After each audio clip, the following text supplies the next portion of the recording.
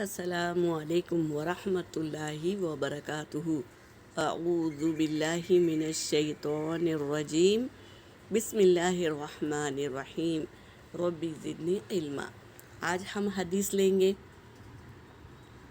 ایک جمعہ سے دوسرے جمعہ تک گناہ معاف۔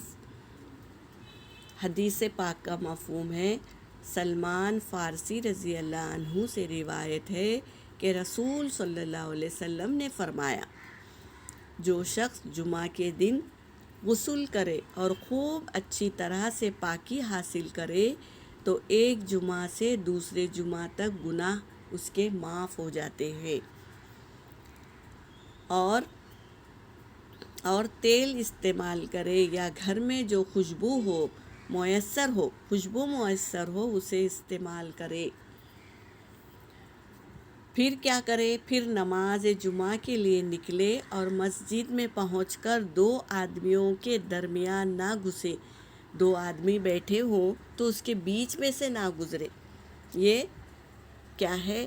ادب کے خلاف ہے۔ اس کے بازو میں جا کر یا اس کے سامنے یا اس کے پیچھے اپنا جگہ بنا لے، لیکن دو آدمی کے بیچ میں نہ گھسے۔ پھر جتنی ہو سکے نفل نماز پڑھے، اور جب امام خطبہ شروع کرے تو خاموش سنتا رہے۔ یہ بھی فرض ہے ہم پر خطبہ سننا، مردوں پر۔ تو اس کے بعد جمعہ سے لے کر دوسرے جمعہ تک سارے گناہ معاف کر دیے جاتے ہیں۔ تو ہم کو بھی یہ کام کرنا ہے، غسل لینا ہے اور پاکی حاصل کرنا ہے، خوشبو لگانا ہے، تیل بھی لگانا ہے، اور کیا کرنا ہے؟ حدیثیں سننا ہے اور سنانا ہے، پھر نفل نماز پڑھنا ہے۔